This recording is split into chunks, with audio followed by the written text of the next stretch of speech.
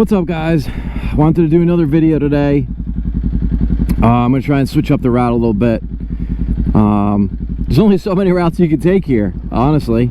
I mean, while this town is quite large, you know, there's only so many scenic routes, and I'd like to stay off the main roads. You know, this is Florida. A lot of old people, a lot of people can jump out at you. It's really sketchy.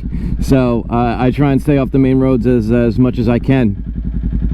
So that's why, you know, try and take scenic routes. Anyway, so yeah, I'm gonna try and switch it up today for you guys, find a different route, and yeah, talk about some stuff. So what I wanted to talk about today, kind of on the topic what I was talking about in the last video, is you know, we were speaking about why I chose the Ninja 400, and it is a true beginner bike. Beginner bikes, from my understanding and talking to a lot of different people out there, you know, they've just gotten bigger and bigger. For a long time, beginner bikes were 250 class bikes, 250cc, which is quite small. I mean, that's what you ride on in the MSF course. So it's not a tremendous amount of power. It's a perfect platform to learn the basics and the fundamentals and whatnot. But yeah, it's a small bike. You can get used to that power very quickly. So then they started making the 300 class, which a lot of the beginner bikes still are. You know, the Yamaha R3 is the 300 or 321cc, but it's 300 class. The Honda has the CBR 300R, and what's the other one? Suzuki has the GSX-R 250. So they're the only company that still has not updated their beginner bike, which is just kind of funny. Or kind of messed up, because it obviously makes it really difficult to stay competitive in that market. If you know, if you're in the market for a beginner class bike, you're likely not going to go get a GSX-R 250. It's just not what you're going to go buy. Especially when you're for basically the same amount of money, you can get a Ninja 400 or an R3. So you know, I guess for the beginner class bikes, it's really about styling, what you like. I'd say the R3 is a nice looking bike. It really is. But so is the Ninja 400, and I'd rather have the extra 100 cc's. So yeah, that's kind of what we were talking about yesterday. But today, you know, again, you get used to your bike pretty quickly. It's that time frame, I guess, is different for everybody, but I've gotten used to this relatively quickly. So with that in mind, I wanted to talk about what an appropriate second bike would be. Now, that could be a second bike because you're going to keep your beginner bike, or you're going to get rid of your beginner bike and get a second bike. So that's some of the things that I wanted to talk about today, and where you can go from, or where you can go to from your beginner bike, your 300, your 400. So I'm mostly going to be talking about sport bike naked bikes, because that's what I know the most about. In terms of like cruisers and stuff like that, the CCs aren't comparable in cruisers. For instance, a beginner cruiser is a Rebel 500 or the Harley Davidson Iron 883. Now you're just like, oh wow, the Rebel 500 has a 500cc bike, and the Iron 883 is a 883cc bike. So it must be, it has 383 more cc's than that 500, therefore it must make gobs of more power. That's not necessarily true.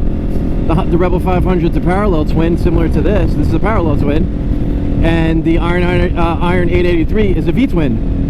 Just completely different motor and how it functions. So they're not comparable. So cruisers, big power cruisers, you're talking even a 1200 V-twin in a cruiser. While they make a lot of torque, V-twins do make a lot of torque. I wouldn't quote-unquote call it fast, you know? Torque is the sensation you feel when you engage the throttle and it starts to throw you back in your seat a little bit. That's torque. Horsepower is more top end once you're already going fast, how to go faster. So it's just different. So I'm not really talking about where to go from maybe a beginner sport bike to your next bike after that. At least as it pertains to cruisers. So yeah, after beginner bike, it's funny, when I first heard about the 600 class, which is a super sport class, and then the 650 class, which is, you know, it could be a naked bike. It doesn't necessarily have to be a super sport. It could be a sport touring. It could be a few different things. Okay, where are we going, guys? You would think that because of 650 cc's being greater than 600 cc's, that a 650 cc bike makes more power. And the truth is that's not true. The 650 class bike is not a super sport class motor.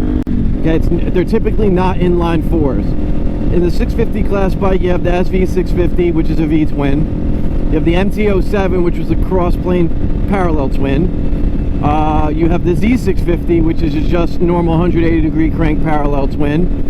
And then you have the CB650R and the CBR650R. Honda's the only brand in that category doing something kind of different, besides the Suzuki, which is doing, you know, using a V-twin. It's kind of raining a little bit. This sucks. Suzuki has the V-twin, but Honda's doing an inline 4 for the 650 class bike. So that could lead you to think, oh, it might be a super sport, because 600 class bikes are inline 4s. But it's really not. The 650 class bike makes anywhere from 65 to 90 horsepower, somewhere in there, which is, in theory, a good jumping off point after a 300-400, right? The 300-400 class bike, the 300-400 class bike makes around 40 horsepower. Therefore, going to the 60, 70, 80 horsepower mark makes sense. It really does. It just, that's a natural progression there. But since most of those bikes that I just mentioned are naked bikes, it's just a slightly different style of riding. Again, it's more upright. The handlebars are up here. I'm going to sit upright like I am now, which I can do on the Ninja 400 because it has a really low seat. But it's going to be more upright. And that's cool too, depending on how, voice crack, depending on what style of riding that you're going to be doing. I mostly ride around town. A naked bike would be perfect for me. I just ride around town.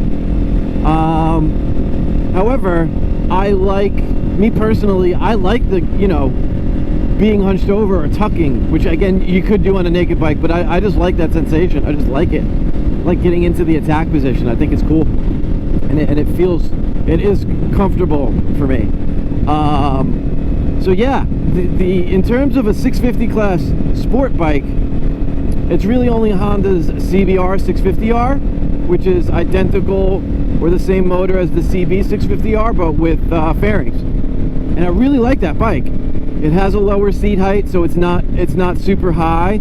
It doesn't have full-on risers like this, like the Ninja 400 does, but the way the triple tree is, it's kind of angled at you, and that makes it, you know, it'll be a handlebar style kind of just like this. And but you get an inline 4, so you get inline 4 sounds, which are awesome. I don't know if you guys I've heard what that sounds like, but it is fucking awesome. The high revving kind of screaming 4-cylinder, that sound is awesome to me. It's almost like if in cars you like the sound of turbo spooling or big old muscle bikes. Like, the sound is iconic for what style of bike it is, and therefore I like it. So yeah, you know, second bike could be a 650 class. It could even be a first bike for some people. I highly considered it. I talked about it in my last video. But the truth is, you can go buy, even for your first bike or second bike, you can go buy, we're in America, you can buy whatever you want. It does not matter. There are no restrictions on what you can buy fresh out of an MSF course. Now, obviously, people make suggestions about getting certain bikes or not getting certain bikes. But the truth is, and I've been hearing this over and over again at this point, the truth is, you could ride any bike. It doesn't matter how much power it has or how many cc's it has. The truth is you are in control of the machine. I have friends that I've been trying to get to ride motorcycle, but they're like, oh, I'll kill myself, or I'll do this, or I'll do that. And you say that when you're not a rider. You say like, oh, if I get a super sport, I'll kill myself. It's just so fast. The truth is, you'll wind up. This is weird. What is she doing? Does she have drugs? What the fuck? It's so weird. The truth is, you are in control of this thing right here. You control how much that gets rolled on and how much it doesn't. If you're not familiar with riding, and I just want to pass her. you're not familiar with riding, you're not going to just get on a bike and yank the throttle. I mean, you might, but you're going to learn a lesson and then you won't do it again. Like, that's not how you ride a motorcycle. It's meant to be graceful. It's meant to be, everything is gradual. Brake pressure is gradual when you're braking. Throttle is gradual. You don't just, it's not like in a car where you could just push the pedal down, let the tire spin, and go along for the ride. You can't ride a motorcycle like that. It's not how it works. So to say that, oh, if I get this, you know, off this big powerful bike, that you're going to hurt yourself, that's not true. And the more I talk to people, the more I believe that to be true. If I got on a new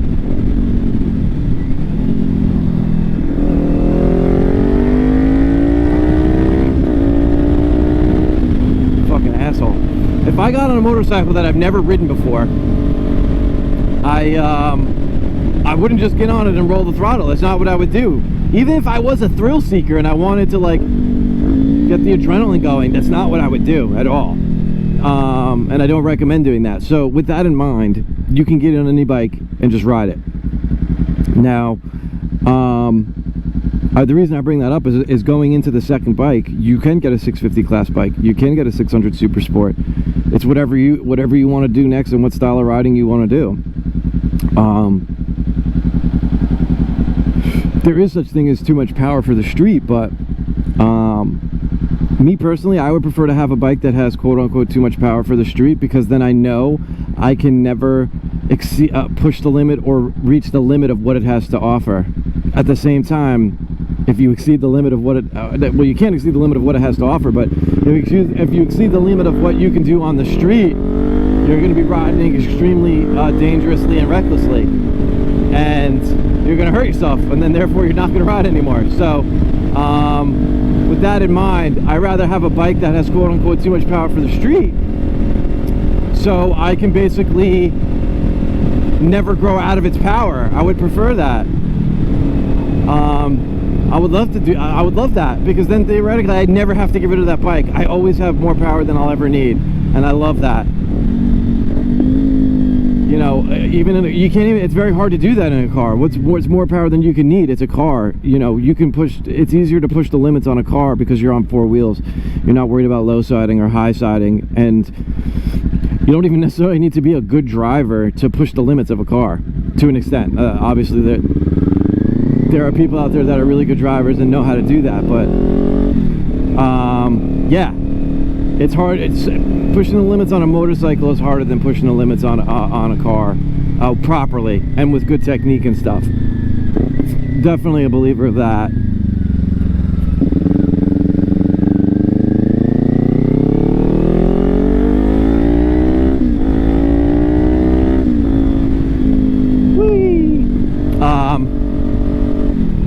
Oh, he's speeding. Is he fucking with me? I don't know. I always think people are fucking with me when they're speeding. You never know.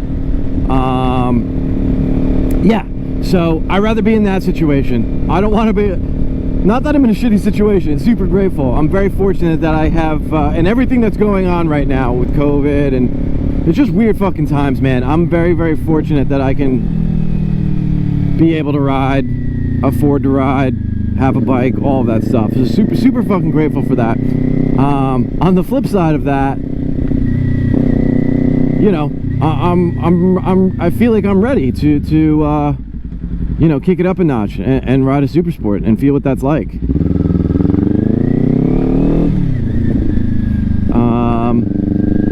Sorry, it's just the traffic circles get me. Yeah, I feel like I'm ready for that, and that's what I want to do. So that's what I'm going to do. Next weekend, which is also my birthday, which is cool. Next weekend, they're doing a demo day at a Kawasaki dealership in Tampa, which is on the other side of the state. I'm so excited for that. We are going to that demo day. I'm going to demo this DX6R, hopefully. It's first come, first serve, so we'll see what happens. And I expect it to be such an awesome time. It's going to be a guided tour, so it's not like you can let loose. I'm also not the type of person that, again, when I first get on something, that I'm going to be reckless and try and fucking drop the bike or hurt myself or crash the bike or whatever that is. But just being on it, just like feeling the sensation of it and hearing it, it's going to be awesome. I'm so stoked for it. So I hope I get to ride it. There's going to be other bikes there too, like you know, the Z650. There'll be some 650 class bikes. The Vulcan, which is the 650 class motor in a cruiser, which is, you know, controversial in terms of people whether like that or not. There's the Versus 650, which is the adventure 650 bike. There's all these different bikes, and I'm going to try and ride everything that I can, record everything that I can while riding. But I'm so stoked for it. It's so cool. I wish, again, because it's weird times, I wish people did more demo days. That would be so awesome. When you go to a dealership to buy a bike, they don't let you test it out. That also makes not only buying your first bike difficult, that makes buying any bike difficult. You can't just go to the dealership like you can with cars and ride the bikes. They have, Harley Davidson is the only that I've heard of, and there may be others, I only know so much, is the only dealership that will let you go demo and ride whatever you want at the dealership, which is so cool. Good for them. They're so confident that when you get on their bikes that you're gonna buy it. I can respect that confidence. At the same time, I don't want to do a cruiser yet, so that's why I'm not, you know, considering Harley Davidson as a second motorcycle. So yeah, I wish dealers let you test drive bikes. This bike, this one, I called the dealership online that they had the color that I wanted. It was in Orlando, or just north of Orlando, 2.5 hours away. Never seen the bike in person, only seen pictures. And I was like, I want that bike. They're like, okay, cool. This is how much it is. We'll bring the paperwork. We'll bring the bike to you, and we'll bring the paperwork. I'm like, cool. I had not seen this bike until it was sitting in my driveway of it getting delivered. That's the first time I saw this bike. I never got to test drive this bike. I've sat on it, and I knew how it felt sitting on it, but I didn't know what it was like riding it. And the same thing goes for so many other bikes that they don't let you test ride, and it's annoying. Because how are you going to know if you really love it? How are you going to know that you enjoy the ergonomics of it? You won't know.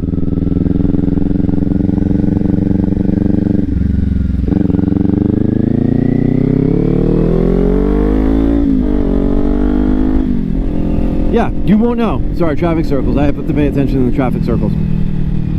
You won't know if you like it unless you ride it. So that's why I'm super stoked about the demo day. I'm gonna go ride whatever I can. I would highly recommend for any bike that you're buying, first, second, fifth, whatever. If you can ride the bike, you are gonna be so much better off for it. Part of being able to ride the bike allows you to connect to it. Like, it only helps the salespeople, and that's why I also think it's weird that they don't let you ride these bikes, because once you experience it, you may have a budget in mind. Oh, I want to pay 150 bucks a month for a bike. I got some cash I'm going to put down, and I want to pay this. Or you may be paying cash for it. You're like, I have a price in mind that I want to pay for this. It's a logical thing. You're just, I have this much money, I want to buy this, and that is the best way to purchase anything. You're saying, this is what I need, this is what makes sense for me financially, this is what I'm going to do. But you riding the bike starts to take some of the logic out of it. And same thing applies to cars. You have an experience with the machine, and therefore, if it's a little bit more expensive than you anticipated, but the experience is what you were looking for, what you desired, or what you liked, 9 times out of 10, if you really do like it, and it is a little bit more money, you are going to pay the extra money. So it only helps salespeople to let you get on that bike and feel it, which again, it just doesn't make sense why you can't just go out and test drive. I know it's probably insurance purposes, and I understand that makes sense, that, you know, the bikes, if something happens to it, whatever, they're going to be out the money, or insurance will cover it and they got to get a new one, whatever. But it'll allow them to sell more bikes. That's the truth. You will buy more bikes. People will buy more bikes if they can test ride the bike that they're looking to purchase. So anyway, so yeah, you know, back to the second bike. There are so many different, you know, different classes out there and stuff like that. Me personally, I steer towards the nakeds and the super sport. I really thought about getting, you know, what I like about the ZX6R is it does make a ton of power. It makes 130 horsepower. That's a lot of power. I don't know what this person's doing.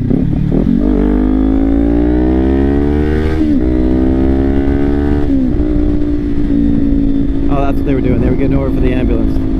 Oops. Some naked bikes also make gobs of power. The MT-09. That is a 890, 889 cc. It's a triple. I think it makes around 110 horsepower, but a shit ton of torque. Super sports they make a moderate amount of torque. They make around 50 foot-pounds. That's moderate it's a moderate amount of torque compared to how much horsepower it makes. 130 horsepower and 50 foot-pounds of torque. While naked bikes, they can make 100 horsepower and 70 foot-pounds of torque. You know, it's a little bit more proportional in terms of torque and horsepower. Naked bikes are meant to be driven around the city. They have a lot more torque. They're meant to go light to light. You can also ride them long distances. The seat height is lower, which I said before. So a naked bike would be more appropriate for me to get, and it's more appropriate for a lot of people to get, and that's why naked bikes are making such a comeback. The R6 2021, they're not making the R6 anymore, which is the Yamaha 600 Supersport. Obviously, as time goes on, fuel emissions and stuff get stricter over time, and that's I think that's the main reason why the R6 is being discontinued. They just couldn't get it compliant, or they didn't want to get it compliant. So the R6 is done. Yamaha no longer has a 600 class Supersport bike, but they make a shit ton of naked bikes. MT-03, MT-07, MT-09, MT-10. They make four different styles, or not four different styles, but four different kinds of people that are looking to ride. Those are I'm gonna pull in here. Those are four different kinds of bikes, four different types of power, which is so cool. You know, the MT-03, beginner bike, so cool. The MT-07, 650 class bike, awesome. MT-09, straight up hooligan ass bike. You watch any videos of the MT-09, I'm just gonna post up here for a second. You watch any videos of the MT-09, it's just it power wheelies in first and second, has a shit ton of torque. You know, it's not considered a beginner or even an intermediate bike, from my understanding. It's just a serious bike. And then the MT-10, which is the the R1 motor inside of a naked bike, which is just sick because it has that cross plane. All of the MTs except for the MT-03 have cross planes. The MT-07, MT-09, MT-10. It just makes dope noise, dope sounds. It's so cool. So yeah, naked bikes are on the rise. So if you're just kind of want to wrap it up a little bit. If you're thinking about getting another bike, or your second bike, you're done with your beginner bike, it's time to get the second bike. I highly recommend MT-07 Z650, 650 class bike. Highly recommend that. I'm still strongly considering it. But the truth is, if I can only ride the ZX6R and I can't ride a 650 class bike, and I only have that experience with a Supersport, then I'm probably gonna buy a Supersport because I can't compare them. You know, I can't just go somewhere and ride them, and that's my biggest issue about motorcycle dealerships. So yeah, all in all, just being on two wheels is awesome. It doesn't matter what you ride. That is so true. It's funny, you can tell. I was told this once. You know, obviously, when you're riding a motorcycle, you always wave to each other, give people a peace sign, and I love that. I think that's so cool, and I always do it. As long as I'm not mid-turn or it's not going to jam me up to take my hand off the bars. But I was told there are two kinds of people that don't wave back: assholes and noobs. And I can't identify with the assholes thing because I'm not an asshole and I'll always wave to everybody. But my first couple days riding, I was just like so focused on what I was doing, just like had my hands on the bars, afraid to take them off, that people are waving to me and I'm not even looking at them. I mean, like, I'm like peering over, but I wouldn't like actually look at them. And I wasn't waving to those people, so I fell in the noob category of those that didn't wave to anybody.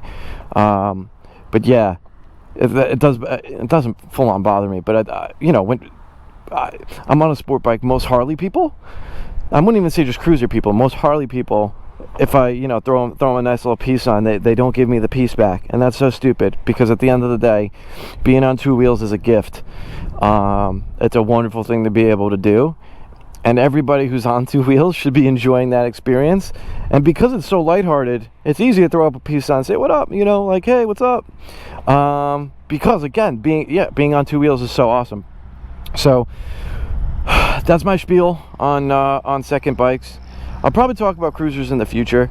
If I could do a video on one, my buddy has a Honda Fury. If I could do a video on one, I will. Yeah, so that's all I got. Hope you enjoy the video. Like, comment, and subscribe. I will interact with each and every one of you. Hope to see you in the next one.